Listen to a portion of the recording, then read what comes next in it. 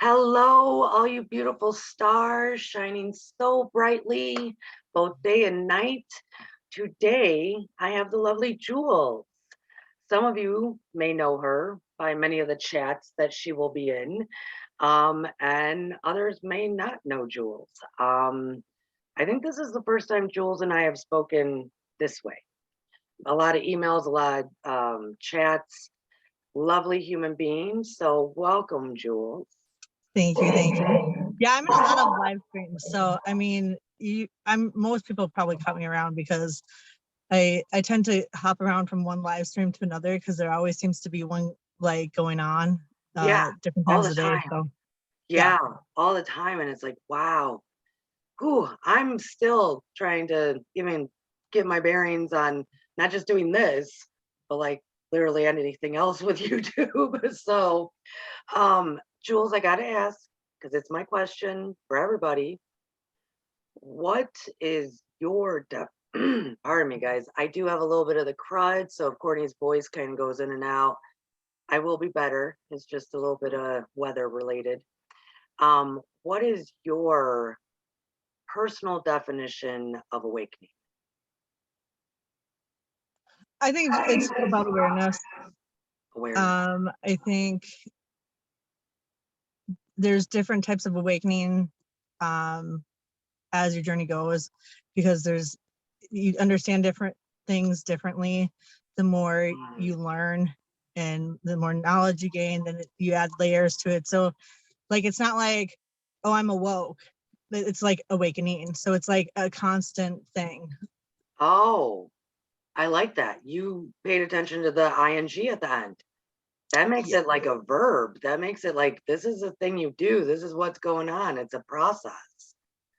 Oh, I like that. I'm a word person. I love words. Not a different way than like Jules the Alchemist, but I really think words are important, and I sometimes dig into like the break them apart, the history of them, and the definitions. Yes, because if we don't have common definitions, then it's like, how do you communicate? And for me, my huge focus is communication. Like, that is my big talent, is communication.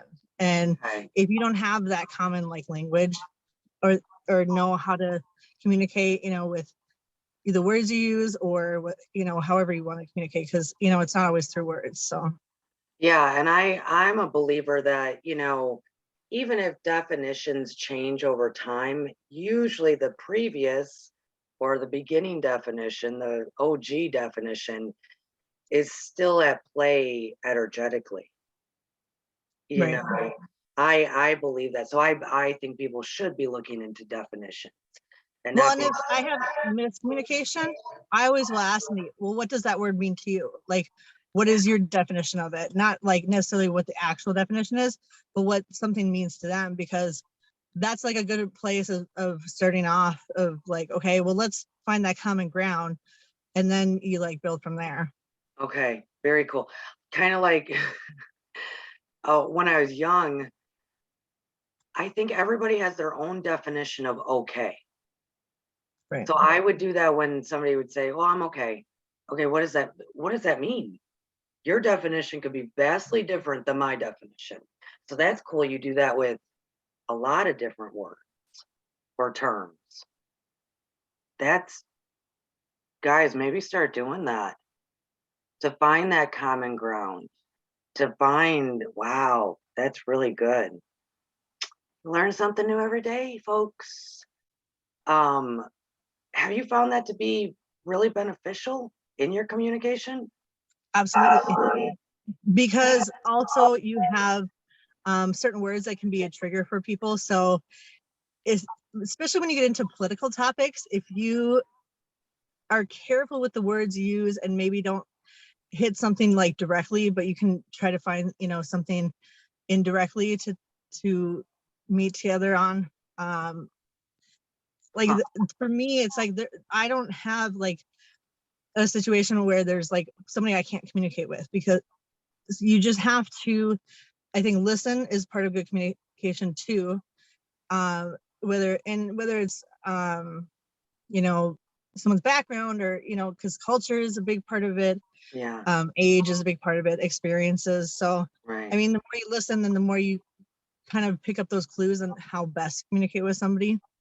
Yeah. And Okay. So questions. I have a question for you because I think I know what you're doing. You're by asking like, what's your definition of that? You're actually getting to the root of like the emotions there and the thought Right. processes there. Because I will say it could be the Bible, it could be a lot of ancient ascended masters, whoever you want to kind of roll with. Um, it actually talks more about the human emotions than anything else. But we can only express those through our words. I mean, for the most part, in communication. That's what we're talking about.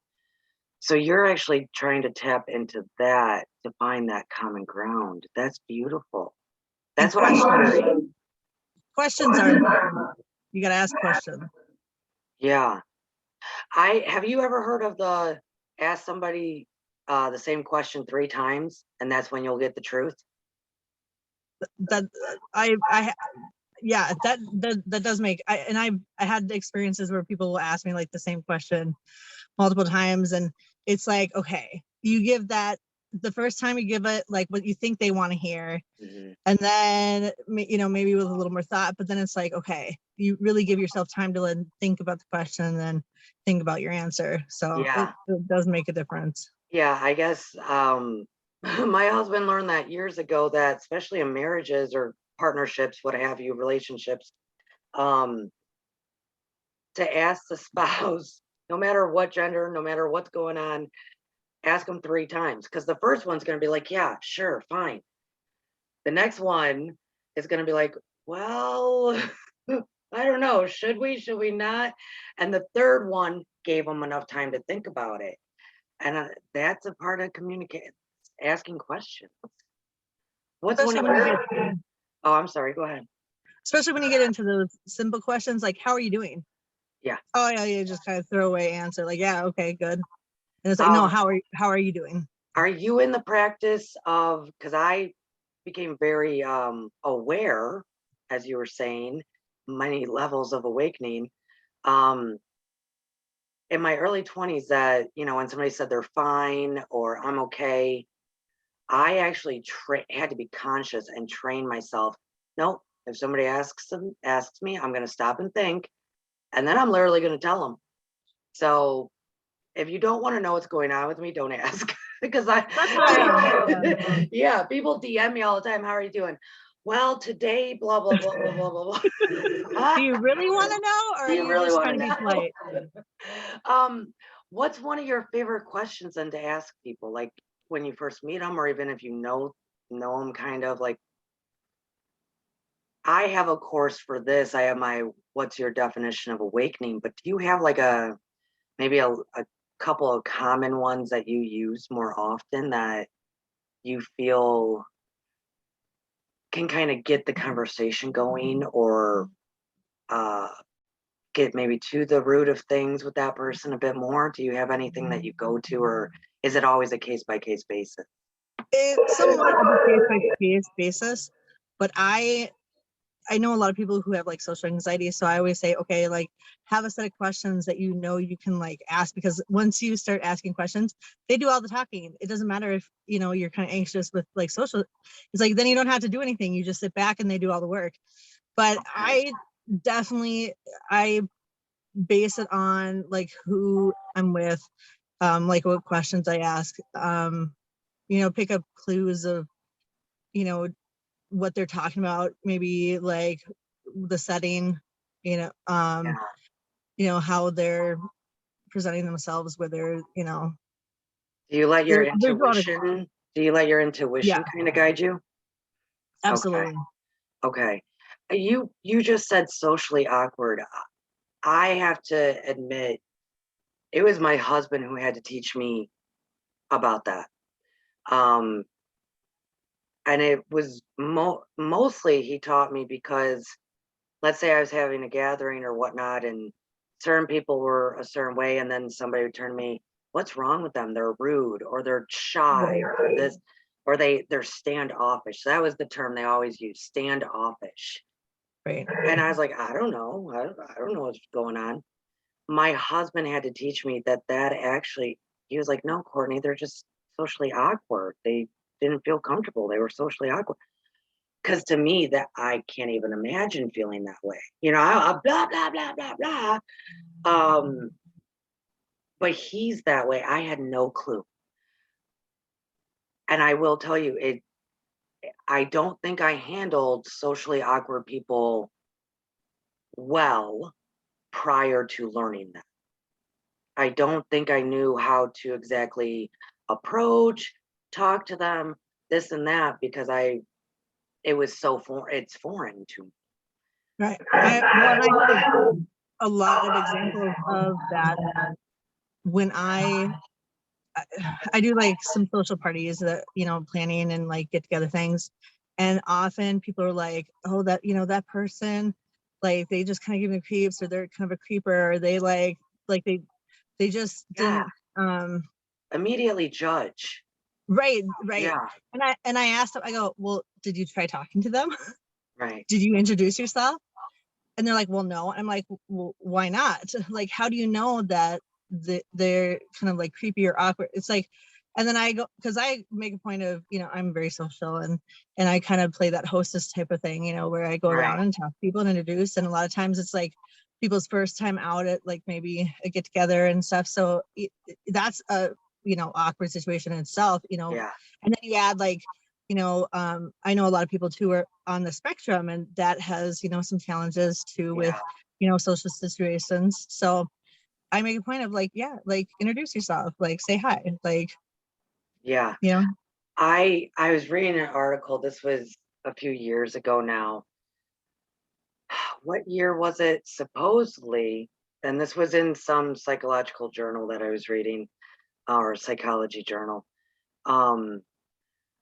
Everyone born, I believe, after 1978, I think that was the year. This was a few years ago now. Everyone born after 1978, they are somewhere on the spectrum. But for us, we automatically have it in our minds of like what the spectrum looks like. But they're saying, no, if you have some OCD issues, if you have ADHD, now the spectrum is like everything's on this somewhere, and what you have is a different degree of the spectrum. That's what that article was teaching and talking about. And I went, wow. So everybody, and that means you, Courtney, everybody is on the spectrum somewhere with some little nuance that puts them there. You know, it could be ADD, it could be ADHD, it could be OCD, it could be ODD, it could be all these little things. It doesn't have to be like autism. It doesn't have to be that. It could be all these little things are actually an element to it all. And when I read that and then started looking around, it was just like, I think it's true. Absolutely. I think it's true. Yeah. Yeah. They also say that pretty much 98% of all humans, especially now because of generations down, have all of us have some form of codependent behavior. Like, so we have all this stuff happening, but nobody knows. And then we're talking about how do we communicate with these people? I think being in the moment is a huge thing. Being present with somebody, you know, putting your phone down, getting rid of distractions. I mean, in that, I think active listening makes a big difference. That's the key. Being present. Yeah, you're right, Jules. You're right. Do you feel that still in society, that's what's lacking many times? I think so. And where I learned that from in a really powerful way is I worked with memory care.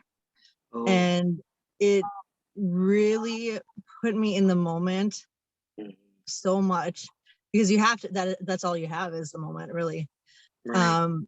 And then also different ways of listening, different ways of communicating, because often, you know, speeches, words are not always right. You have to, you know, read between the lines, and, you know, they don't always use the right words, or, you know, you have to kind of listen through the emotional barriers too, because there's, you know, the frustrations, and you have, you know, whether it's the time of day or there's medications, there's so many different variables. So it's like, you know, really listening to like what they're saying, not on the surface, but like the emotion of it and the feeling of it, and really putting the context of like different things, clues around you All and of stuff it. too. Yeah, all of it It together.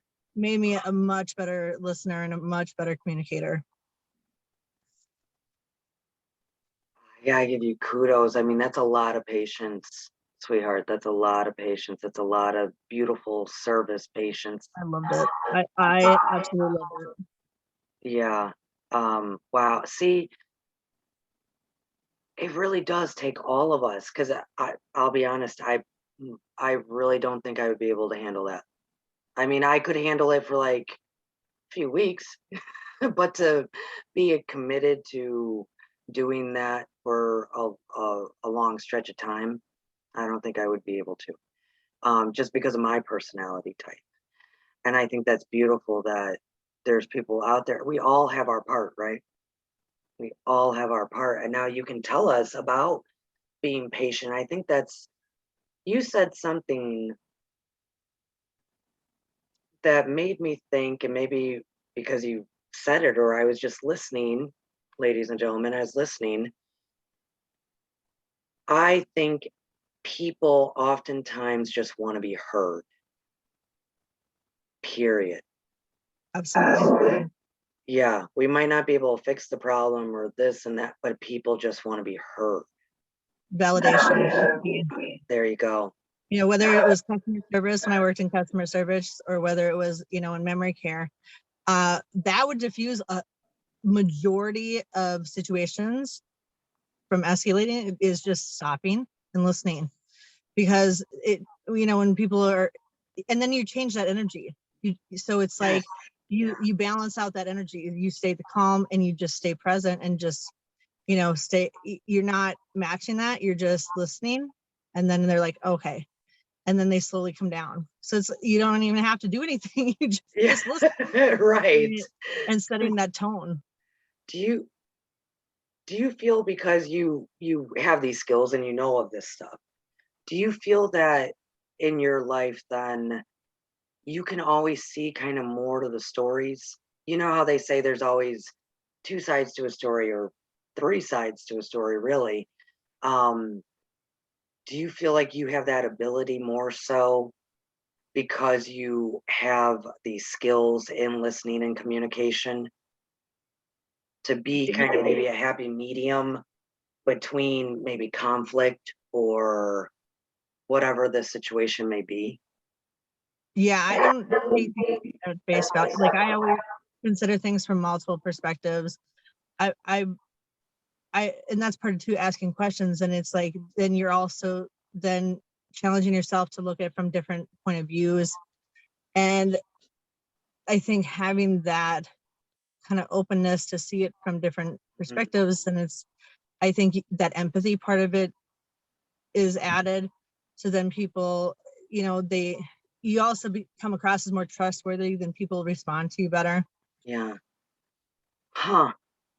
I see, ladies and gentlemen, it's not huh like I don't know this stuff, but it's huh of, I was literally thinking, I wonder how many other people in the world operate that way. I mean, there's no statistics out there. There's none of, how many individuals are willing to be patient and listen and hear someone else. I have a question for you. There was maybe a couple of years ago, a year ago or so, there's a whole lot of memes going around saying, when somebody's sharing their struggle or sharing something, keep your mouth shut. And this is me paraphrasing, keep your mouth shut and don't bring it back on you. Don't share any of your story. And I didn't know what to do with that, because I personally feel like we learn and grow, and that's how we also communicate empathy and sincerity oftentimes. Is you come to me, Jules, I have this problem, blah blah. Okay, sweetheart. Yeah, I've been there. Okay, let's talk about it. Um, but there were tons of memes at that time saying, "Don't do that." I don't know what I think the backlash to that was because the people that you would come to them with an issue, they would bring it on themselves, and then they would never return it to you back Right. to you. It was not it was not a give and take. And for some reason, I do feel there was like this energy over the planet for a while that was there doing that. And then there were all these memes saying, "Don't do that."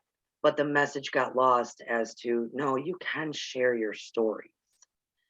Do you find that helpful when someone comes to you, "Oh, Jules, this is going on, let me cry on your shoulder for a minute," or "I'm frustrated about this."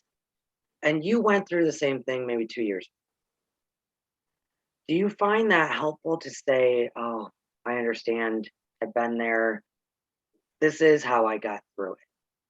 Do you Is that useful? Do you find that a useful tool? Because the world is very confused right now as to if it's useful or not.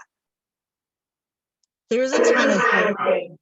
If you've Okay. been through something, you don't necessarily have to share it in order to have a beneficial effect from going through it.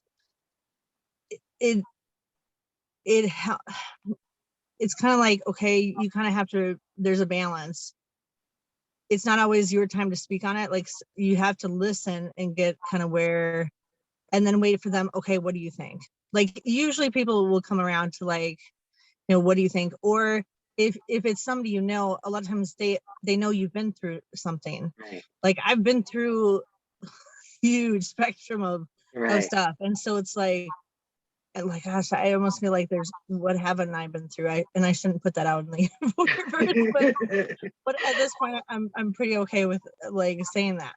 So it's like, I don't always have to share that personal experience, because I think, and even in the questions I ask, sometimes like it's kind of apparent that I've been through something, like whether it's like divorce or something, or people deal with and then you'll be like, well, have you considered this?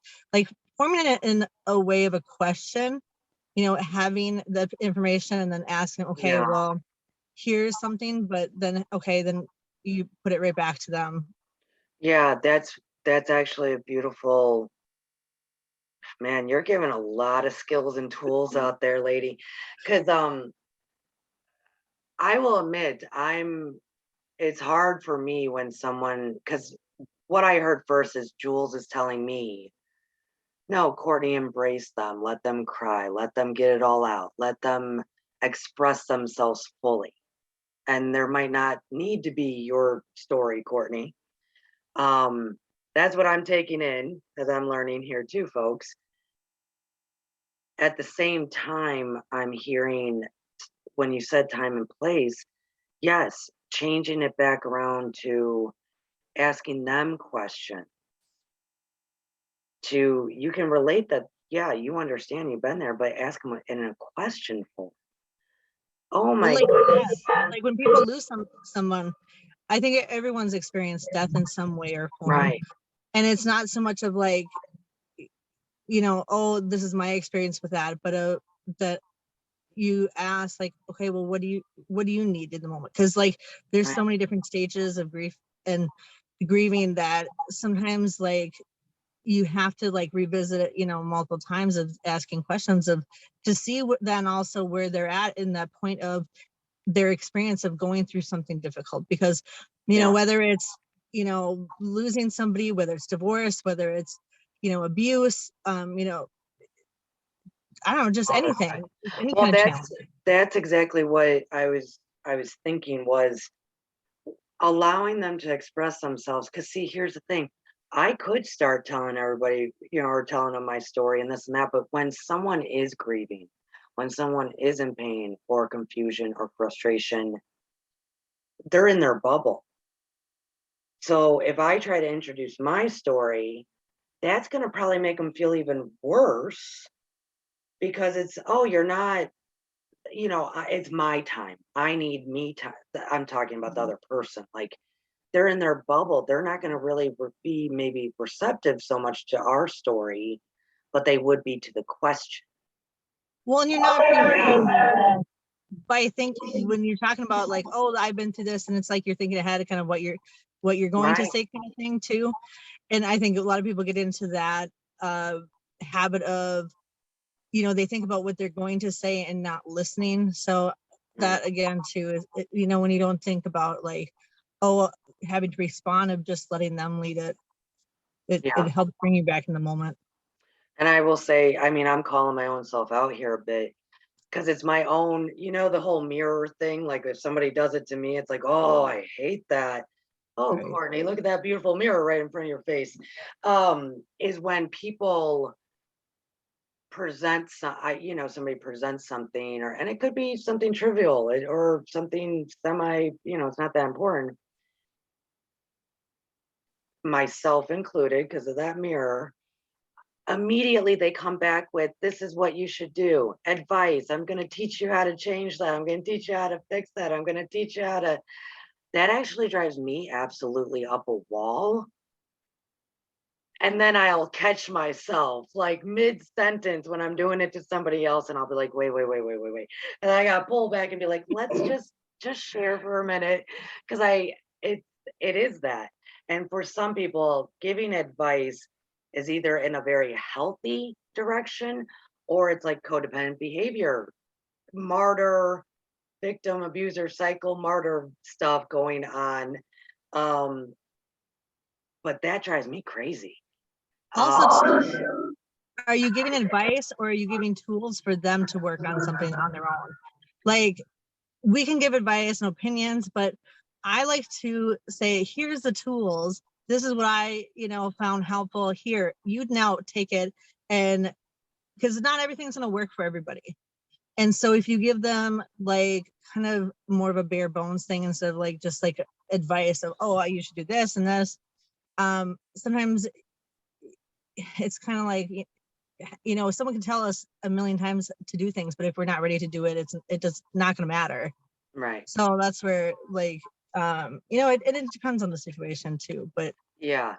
And I think it's more prone in the spiritual community as well, because the moment somebody starts saying something, oh, I got the whole picture, let me just tell you what to do. right. Like that's how a lot of people in the spiritual community react or react. And that's going back to be in the moment. Listen to that person because they might just want to be heard. You don't have to be teaching and giving advice. And even if you do know exactly what they need because of your abilities and whatnot, that doesn't mean that that's what needs to be said at the time. So this is actually some really good advice for whoever might be listening. I think, including me myself, because what really drives me crazy about it is, and I'm not as bad as this, are the people that I'll say something and before I can even finish my sentences and explain what's going on, they automatically are in that advice, or they automatically want to tell me because of the energies doing X, Y, or because this is going on in your third house right now, blah, blah, blah, blah, blah. That is what is, because then I'll straight up be like, no, you're not right. Even if they are, I'll straight up be like, you're not right. Because it just drives me crazy that it's like, I didn't even get to finish talking. And now you're telling me it's because of the planet. That takes it's away. like move on. Like it's Yeah. okay. You have to process those emotions in the moment. Like it's okay to Right. wallow in it a little bit. There's nothing wrong with that. That's part of the, Right. really feeling whatever it is so that you can then release it and then not have to look back at it. Right. That's exactly it. It's like, no, I'm gonna have these emotions. I'm gonna process. That actually leads me into another interesting thing, and it is all about communication. Um, I know you're a mother. and I'm sure you're a lovely mother. There is, you're like, no, 60% of the time, ask my kids. Um, there is a thing that I've noticed pretty much all parents at some point in their raising their children, maybe not so much in today's society because they might have learned better, that when the child, especially in their teens, are expressing all this pain and hurt, the parent will sit with them, feel it out, comfort their kid, and then right at the back end of that go, but you never had it as bad as I did. I've heard so many conversations like that, or so many parents do that of, yeah, I'll hear everything you're saying. I'll even comfort you, but it's always ended with, but you didn't have it as bad as I did. Let me tell you how bad I had it. And I've had to tell so you just laughed. It happens all over the place. So That's go no ahead. doubt. Okay, so I have this from a couple different perspectives. I've been a para and I've worked in schools and junior high and high schools, and also working like with the Y with elementary age too. So I've really the gamut of ages. Yeah.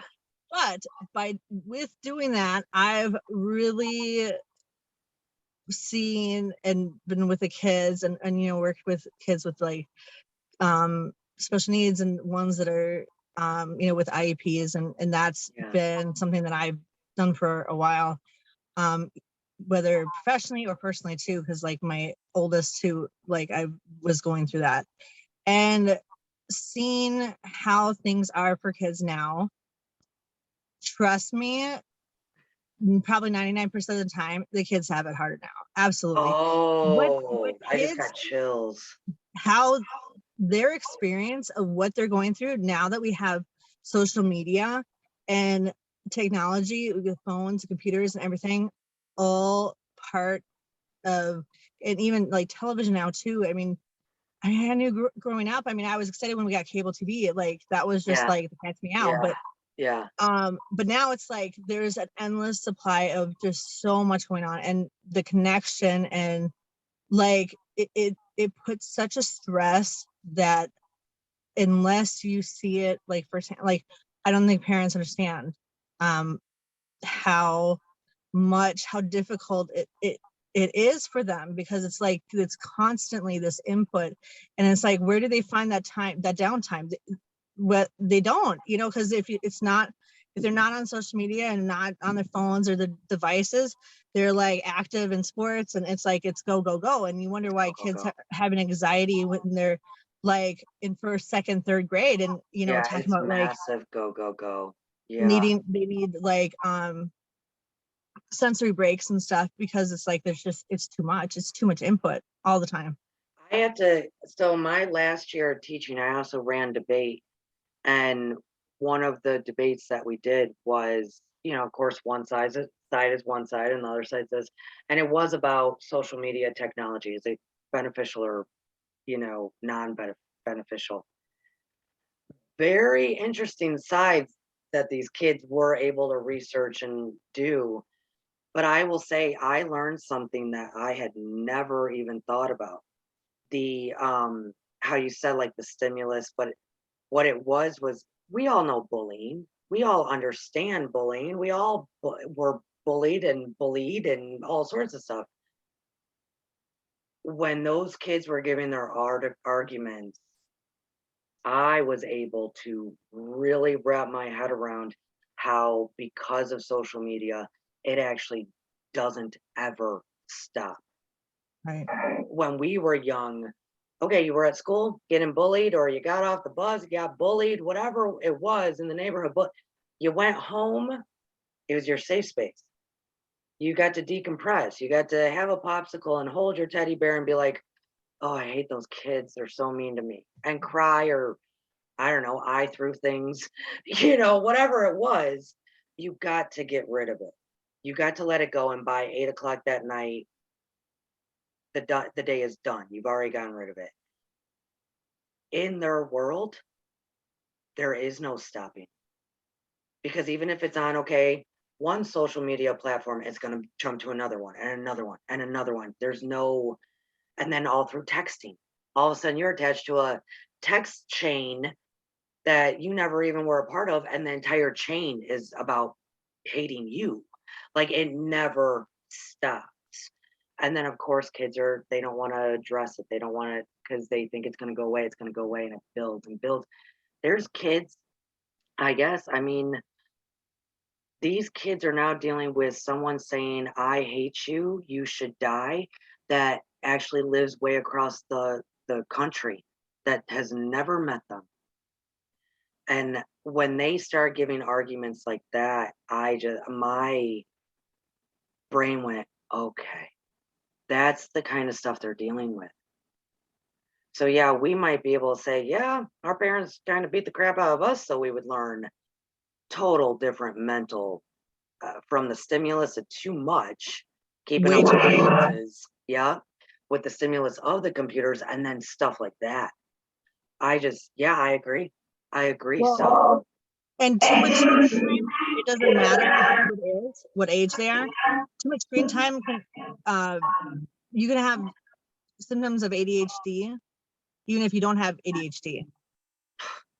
So, and then you add the added, whether even with anxiety and the stress, but then how that affects sleep. And then you have, where do they decompress in order to get good sleep? And then you have your phone right next to you. Do you have the notifications on while you're sleeping? I mean, even if they're on silent or, the vibrate, it's like they're still, even while you're sleeping, your body's still noticing it. It's like what type of quality sleep are these kids getting also? Yes. Yes. Wow. Not just kids, all of us. Yeah, tell me about, actually, that makes even more sense too, because teenagers, this was another weird, like, when I learned that, I was like, whoa, this is wild. Teenagers, their body is growing as fast as a newborn baby. Newborn babies grow very fast, like boom, boom, boom. That's how fast teenagers are, and that's why they need so much sleep. That's why your teenagers are sleeping in until like 1 in the afternoon. Nope. But now throw the phone in the mix. Oh, right. Oh my goodness, Jules. I want to swing to, what do you got going on now? You're doing some stuff on YouTube. I am. What? About a week ago, I was inspired by a friend of mine who started their YouTube channel about a year ago, I think. And what they were documenting their weight loss journey. Oh, cool. And I'm like that, and I noticed he was counting like each day, every time he checked in, he's like, okay, today's number such and such of weight loss journey or my weight loss story. And I'm like, I was thinking about that. I'm like, to really track that, because there's apps and different things. And I'm like, okay, because I hate routine. I really do. I'm not great at it. I like organization. I mean, I'm okay with organization, but routine, I'm horrible with routine. Yeah. So I'm like, I was thinking like, accountable, like accountable. So like, having a count of things, then you show your progression to make you able to move forward. Yeah. And so I'm like, I'm going to start doing that. I'm going to create a count, a number, some type of list, and we use that in, tracking with our calendars. We keep track of days.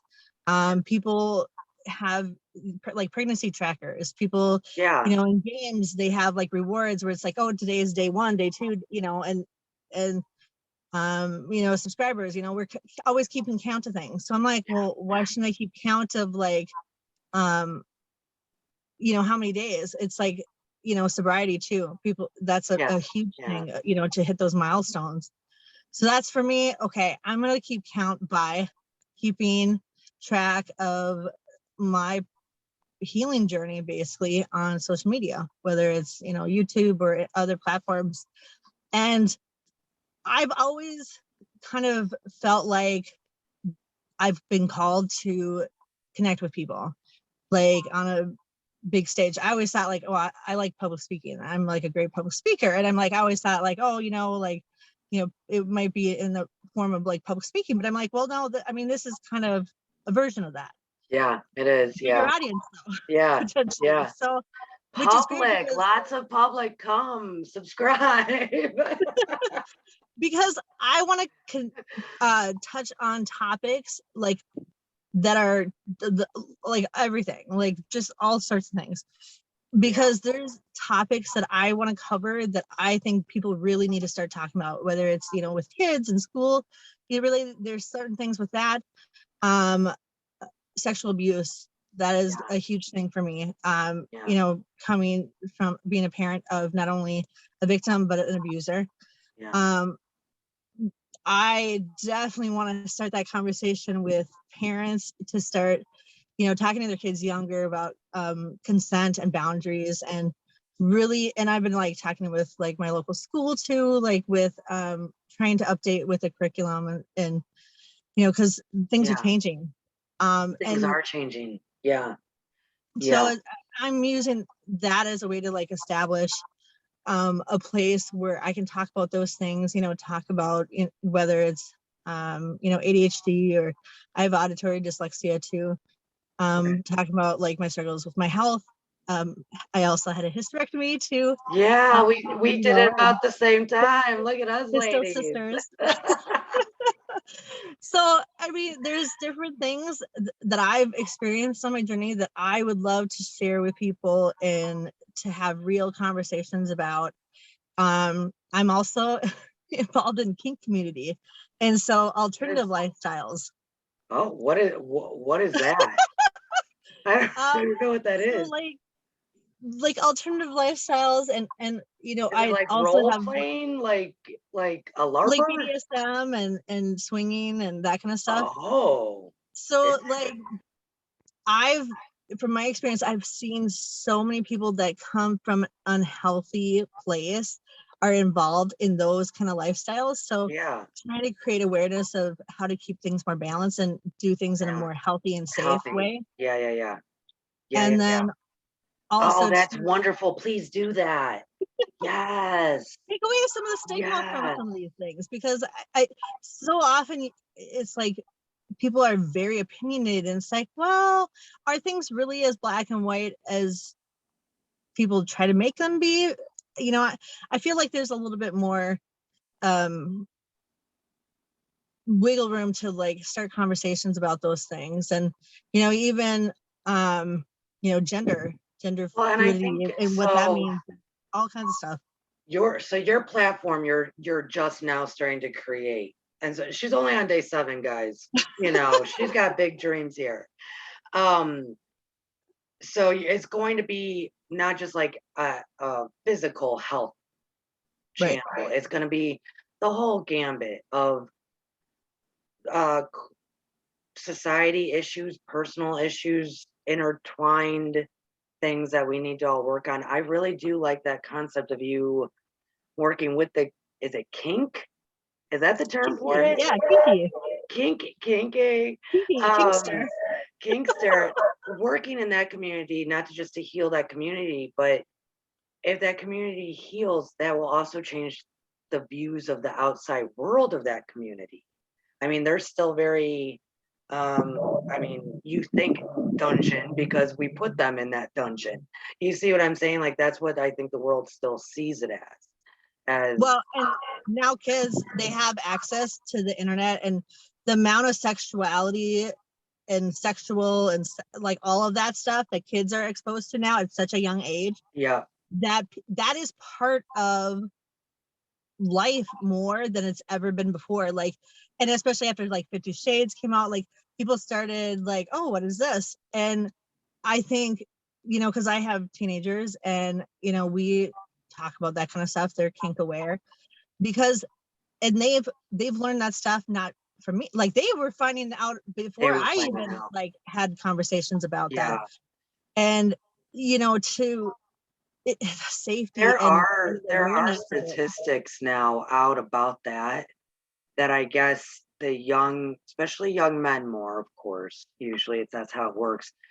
Um, and I can only talk about this because literally my husband was like, listen, Courtney, he came at me the other day with some random statistic about young men. That I guess is very apparent now that that is pretty much the only thing they run into on the internet. And oftentimes it's not fun loving. It's not even like, oftentimes I guess you would say it's not staged or something. Like there's some stuff out there that that is all they're seeing. And a lot of times if they click this way, click again, the fifth one is very, very bad. And so our young men are like, they have no healthy sexual concepts in their head. Like they're just the ones coming up, like your teenagers. That group does need your help. Well, that's why we need to take the stigma out of these topics and make them more accessible for everybody. And so they have like a base of knowledge for these things, especially when it comes to talking to their own kids. Because in my experience, you know, my oldest, my son, he was introduced to pornography at a very young age. His cousin introduced him, like him and his sister, when they were like 6 and 7, like very young. And that then grew into, because kids have their devices now, like through schools, they get school devices, and he was accessing stuff through there. And even though I didn't have internet at home, I didn't have a computer at home, I didn't have video games at home, he didn't have his own phone until he was in high school. I mean, I really, really tried hard to limit the online access, because I knew it was there. I knew there's ways to get around it. I would leave the school device. He'd have to leave it at school.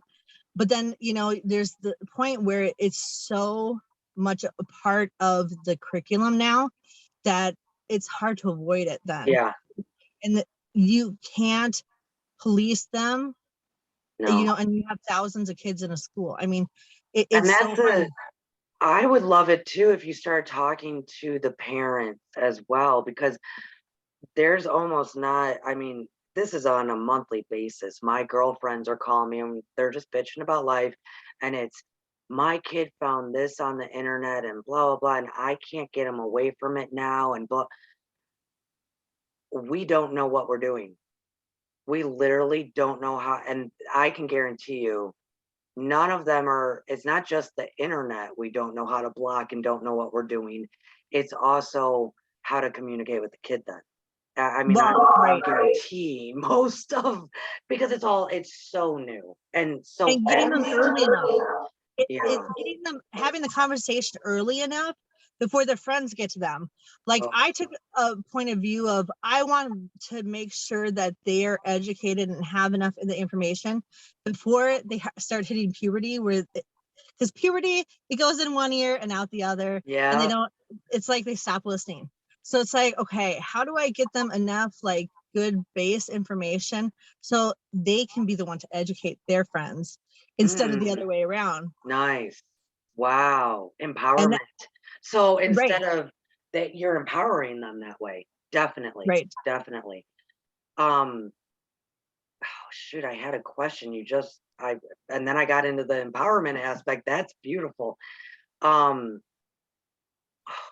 Keep going, because I had a great question. Now it's just slipped my mind.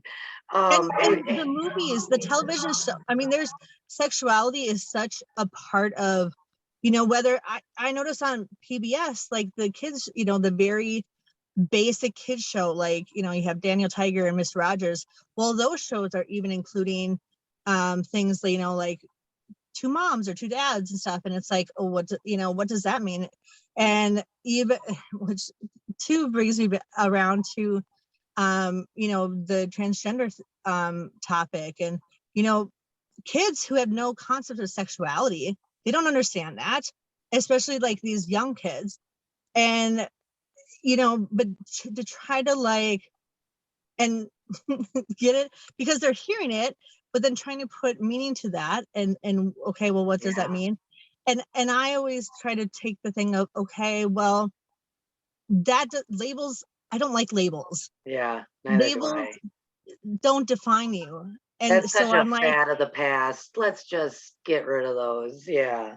right. And kids, they go through such a time of trying to confusion and trying to figure out who they are. Yeah. And so I kind of took of like, don't worry about it.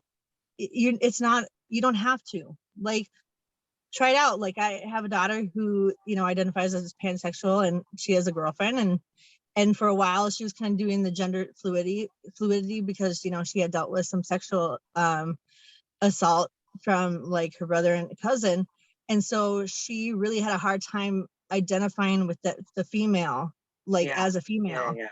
And so I'm like, don't worry, like, I didn't make a big deal about it, but No big now deal. she's like back to wearing makeup and dresses and stuff. It's like, there is always going to be a natural curiosity, but that doesn't mean like, oh my gosh, I should have ran out and put her on, hormone blockers, different things. It's like, no, just let her That be who process she happen. is. Yeah. You don't have to worry about the labels of, oh, are you this, are you that? Like, Right. And just that's be you. I tell people the same, like, okay, just roll with it because it might change in 6 months. Right. It's when it doesn't. It's when, okay, this is staying, this is who they want to be, and it is that for a long period of time. Then, okay, full acceptance. Do you want to legally change your name? You want to, yeah, that type of thing, especially when they're young. When they're young, kind of just let them go in and out of all the phases. Well, and their brain is still Yeah, developing so yeah, much. Like you were saying too, those teenage years, well, yeah. the brain development, is still going on, till they're, 24, 25. And so it's like to try to like say, okay, you need to figure this out. Well, you don't even know what your major is going to be when you go to college, like, and you're going to like try to decide something is As like huge as this, yeah, exactly. fundamental about like who you might be attracted to or what you might want to like identify. I mean, I know like even my style of dress changed quite a bit, Yeah, in like, high school, yeah, they never knew what I was either, because screw labels. I wanted to ask you though, because I do remember my question, and I want it because it kind of brings everything full circle. I think at the beginning when we're talking about these wonderful communication skills, ladies and gentlemen, if you're just now listening, go back, restart, listen to these great skills. Um, you did mention how when you use these skills, it develops trust. And now we're talking about working with our kids and talking to our kids and giving them space and room to also be, develop into who they are. But you did say, I want to educate my kids. And we talked about that means empowering them. You want them to be the ones to be like, no, no, friend, this is actually more how everything is, not what you're thinking. That empowerment there. Do you feel that if you start at a young age, being more open, being more vocal, more communicative, instead of holding them back and like, let's talk about this, that opens, well, it builds the trust, but to open the door that, let's say when they are teenagers, they're confused. They don't know what they feel from moment to moment. Do you, does it build that trust and safety there that opens the door for them to come and talk to you? well, Because most kids, communication. I a lot of times kids hold secrets. That's where we get all these Yeah. teeny bopper shows that it's like, oh my God, your world is falling apart. Just go talk to an adult teeny bopper, like all these cute little shows. Well, that comes from this concept that teenagers don't feel like they can talk to their parents. So, do you feel like starting at such a young age of opening that door of communication, those communication, not just to empower them, it also builds, I can talk to my mom about anything, that trust? Yeah, I think it's communication.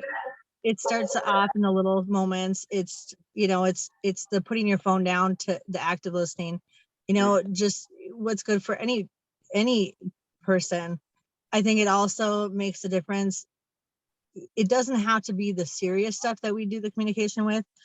I always, starting from a very young age, like I didn't baby talk with my kids. I was very active with no matter what it is, I'm like, things around us all the time is like learning opportunities. So it's Yeah. like, you know, I'd be like, oh, let me tell you the history of that, or let me tell you how that works, or like, because I'm very into like math and science, and so I was very big on encouraging those things at a very young age, because especially I think for girls, they can be very discouraged when it comes to like math and science. And so I was very determined to be like, yeah, like I'm good at math. Like a lot of Yeah. people are good, you know, in our family with math. Like you'll be good at math too. Like, Yeah. so, and sometimes you just got to figure out which way works best for you. Like, Right. and have that encouragement of the conversations of, you know, getting their gears working, because, you know, you're teaching the critical thinking also too. Teaching them to ask questions, teaching them, you know, trying to look at things from different point of views. And then when you come to those more important topics, then they're going to talk to you more about it. Exactly. And if you're also trying, you know, not to be opinionated or judgmental, trying to keep things simple in a way, you know, like even, you know, I'll try to give them resources like, okay, this is what I think, but here is why I think that. I was I just think, gonna oh, say, that's what I'm hearing from you, is that you're the mom that when a kid goes, well, why? Instead of saying, because I told you so, I do you're that the too. mom that, well, yeah, I mean, sometimes it is that, like, you're gonna stop now. But you're the one that will explain it. You're gonna And say, that's not just kids. yeah, That's anybody. that's I don't anybody. care who you're talking to. Yeah, If you don't know your why, yeah. then how did you come to believing something, or having something that's Uh, part of your values, or, you ding, know, ding, ding. the fundamental part? It's like, know the why. Yes, no, ding, ding, ding, guys. Know the why. I think that'll be the title of this. I swear. I want to say, Jules, because we're gonna have to sound off here soon. Um, this has been such a lovely, heartfelt communication of her listening, me listening. This is how you do it, people. Um, from all the skills, I love the fact of you empowering your children, and they can then trust you. I wish more. I think parents oftentimes they believe they're empowering their kids and then they take it back. Then they take it, you know, it's like this push pull instead of out of whatever reason. So let's just say, let's keep empowering them, from encouragement to teach them something, critical thinking skills, like you said, building that trust that they can talk. Do you have one more great piece of advice other than I love when you said, if you don't know your why, that's Well, amazing. empowering too, that's not just about kids, that's about anybody. Because, you know, I also like my own, my mom, she's starting to go through the process, like early dementia type of signs and stuff. And also too, you know, whatever anyone's going through, whatever challenges, it's, are you empowering them? Yeah, yeah, agreed, agreed. Well, I think everybody knows that about Courtney. I went in myself. I keep talking in third person today. Um, Jules, I'm gonna put below where people can find you. She is on a journey. She does post every day. I even like it, Jules, when you're maybe not having the best day and Yesterday you was not still, the best yeah, day. and you still post, because that is a part of the journey. So, ladies and gentlemen, I'm going to put Jules' information below. Be with her, because she is about empowering and being true and being authentic and helping us to find our whys, possibly. So, Jules, I'm going to say thank you, because I know my computer is going to shut me off here soon for some weird reason. Oh, the technology. And so thank you for coming. I will put all of Jules' stuff below. Is there anything, one last sentence of advice or anything you want to sound off with? You know, we're all on the journey, we're all growing, we never stop growing. You know, to stop growing is stop living. So That awakening, She put that ing there, folks. That's making it a verb. That's making it an ongoing verb. I love it. So thank you, Jewels. Thank you. To all of you beautiful stars, I love you. Keep shining, and we will be here again. Bye, everyone.